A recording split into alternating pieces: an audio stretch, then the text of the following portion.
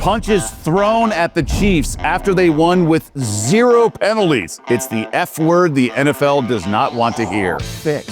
We'll get into that and Baker Mayfield's latest heroics and his latest teammates loving him yet again. Is he the MVP? I'm Doug Kezirian, formerly of ESPN. This is Hard Pass, also available in podcast. We will delve into the NFL's the good, the bad, and the ugly. Let's start with the good, and that is quarterback Baker Mayfield, who's actually been great. The MVP of the NFL, at least through the season's first 6 weeks. That's inarguable. It really is amazing when you think about that he was once cut by a couple teams traded, but look at his most highlight reel play. Second half, Tampa only up 1, 3rd and 14, and this bananas run for the first down. That play epitomizes Mayfield. Toughness, resiliency, and creativity. Plus, 2 plays later, Mayfield goes deep to Tez Johnson, and that touchdown essentially sealed the game. Tampa now tied for the best record at 5-1. He's among the leaders in all the QB categories, and he's also bringing the intangibles. That's why, in my eyes, the MVP is unanimous. If you think it's Josh Allen or someone else who has slightly better stats, I think you're either just being 1, contrarian, or 2, biased. Considering what Mayfield is doing with all the injuries and the wide receivers going down, late game heroics, he should be the unanimous MVP. And how about this levity? Tez Johnson, the wide receiver who made that excellent grab for the touchdown, heard MVP chants from the crowd and was fairly oblivious when speaking to teammate Sterling Shepard. I'm thinking they talking about me, so I asked Shep. I'm like, Shep, they was chanting MVP? He was like, yeah. I was like, I ain't do nothing this year. And then he was like, they talking about Baker, Tez. I was like, well, that explains it. But he is the MVP. The one he got the first down on, he said he blacked out, but I mean, that's just Baker. Pump faking everybody. Just, oh my God, he's a dog. Like, I don't know what he eating. He just put in a cereal before the game. Like, what? That guy on it every single week.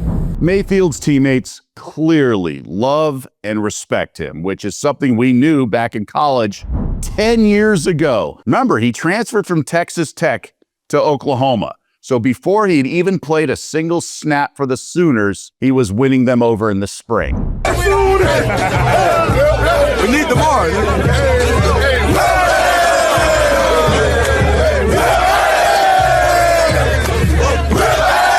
This is the very definition of the it factor. He has the intangibles, and when you play quarterback, it is so important. He obviously has the talents, why he was the Heisman Trophy winner and drafted number 1 overall. But now the question is, will he actually win the NFL MVP? The betting odds suggest he's certainly in the running, but not the favorite. BetRivers Sportsbook has him at 3rd favorite with plus 425 odds. For those unfamiliar, that's a little more than 4-1. And that makes sense. He's behind Josh Allen and Patrick Mahomes. If the voting were held today, he'd win in a landslide. But it's not. So this accounts for 11 more regular season games and what can happen with both his performance and also where the Bucs finish. So 3rd favorite behind Allen and Mahomes. Long-term does feel right. But let me know your thoughts. Who do you think would win the MVP if voting were held today? More importantly, who do you think will win the MVP? Can Baker Mayfield keep it up, join the conversation, and please weigh in the comments section. Now, sadly, the bad can involve a lot of things.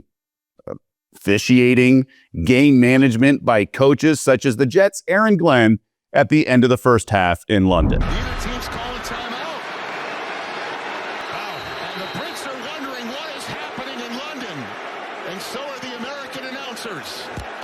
And that is halftime.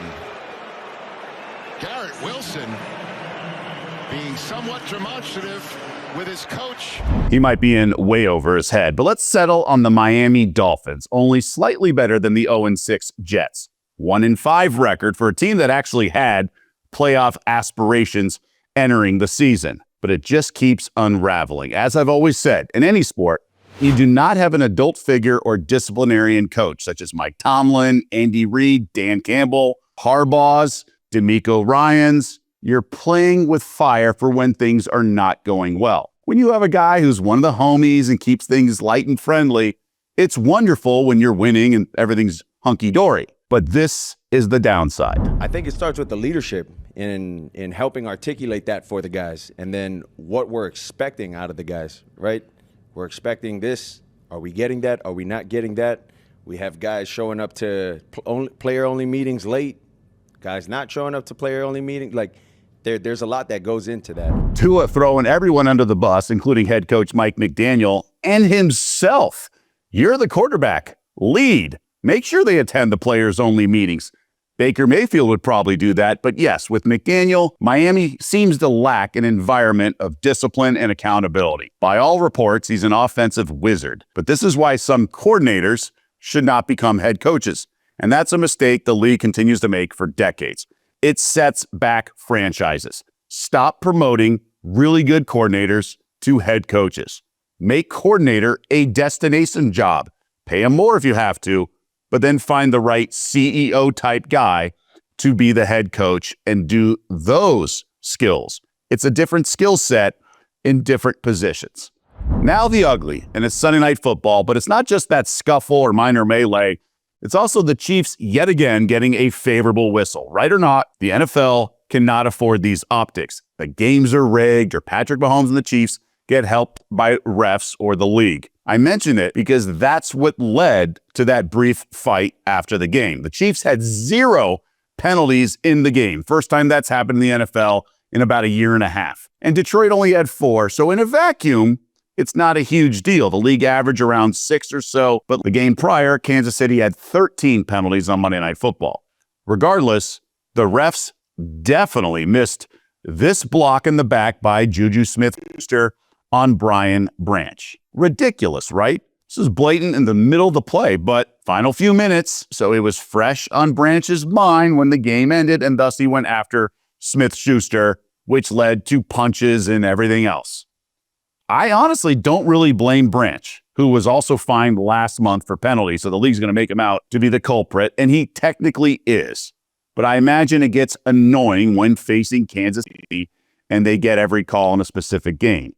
Still, Dan Campbell not having it. I love Brian Branch, but what he did is inexcusable, and it's not going to be accepted here. It's not what we do. It's not what we're about. Okay, so that's where Dan Campbell stands. Where do you stand? Join the conversation. Let me know your thoughts.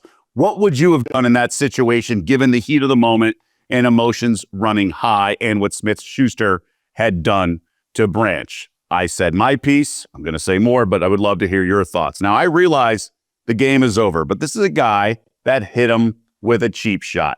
And sometimes your emotions get the best of you. Let's face it, it is a violent sport. These guys launch their bodies, play with a lot of emotion, and Branch is upset and made it personal. Obviously, it's not right or within the rules. That goes without saying. But I at least understand where he's coming from. And I imagine it's pretty annoying facing the Chiefs, who seemingly get every call, which brings us to a heat check, as social media had some funny ones. Johnny Hopkins, and I love this. The fix is in. I can't believe the NFL blatantly gives the Chiefs every call. And then he tagged the director of the FBI, investigate the NFL, #rigged. Questionable refereeing, sponsored by LASIK.com. The LASIK.com network is offering all NFL referees free LASIK. Nominate an NFL ref and get a special discount. And then Brick Center saying the Chiefs have 0 penalties called on them. That's happened once in the last 70 years in the NFL. That's not true. But you had the famous concert, right? Coldplay. And then it's a ref with Patrick Mahomes. Look, I've never, ever once the NFL is fixed or any other nonsense like that. But there is a gray area of how this would go down, and I'll never rule that out. Why? Well, whether we want to admit it or not, corruption does exist in all industries. And why can't it exist in sports? Look what's being investigated with the LA Clippers and owner Steve Ballmer, right, with the Kawhi Leonard situation. David Stern got out of hand with the NBA when he was commissioner, making sure playoff series got extended. He even famously said, in a perfect world, he'd have the Lakers face the Lakers when discussing TV ratings, i.e. money that would come from that. That's where these commissioners' heads are at. They're focused on money. Look at what the NFL is doing with all these international games.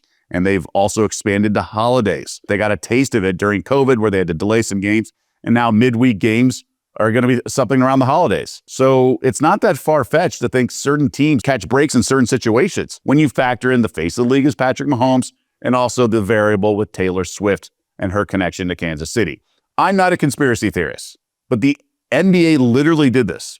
Just ask the Sacramento Kings fan base. Heck, Penn State and Michigan State universities covered up child sex abuse scandals. So cover-ups and corruption know no boundaries. The NFL at least needs to be aware of the optics and be very careful. After all, there's no reason the league cannot develop better officiating and pay the guys more, right? Some of this is easily fixable if they want to be an authentic product, but that's a conversation that has many layers and is probably for another day. Time now for Fans in the Stands, and this is when I get to respond to some comments on the episode or recent episodes, and it's our audience, our fans in the stands. But it's a reminder also for you to please like and subscribe. It really helps us with the Google and YouTube analytics, so we really appreciate it. First comment, and it's a milestone. Congrats on episode number 50 from Mark Preston. Yeah, can you believe it? 50 episodes already, getting our footing here and really figuring things out. So I hope you all are enjoying the show, and I certainly am, and I know the rest of the team is. Paul Sampignaro says, great show, Doug. I don't understand the lack of hitting the like button to get YouTube to understand how great this show is. Hit the like button, takes a second. I gamble on sports every day, and most people watching the show also gamble on sports. It's a breath of fresh air to have a show with the current events going on in the sports world without talking about point spreads, injuries. Love the show and appreciate the work you put into it. Go Giants. Tough schedule the rest of the year, but watch out next year. Finally something to build on. Well, I appreciate that, Paul. Look, it takes a little bit of extra effort. Not much, as Paul alluded to. Just click a couple buttons. It really does help us. So I appreciate Paul giving the shout out and hopefully influencing some others. But yeah, Giants have that foundation. Certainly look good with the young rookie backfield of quarterback and running back. Ryan Krause says this, I love this. You have no idea how much I hate this, but I agree with Screamin' A.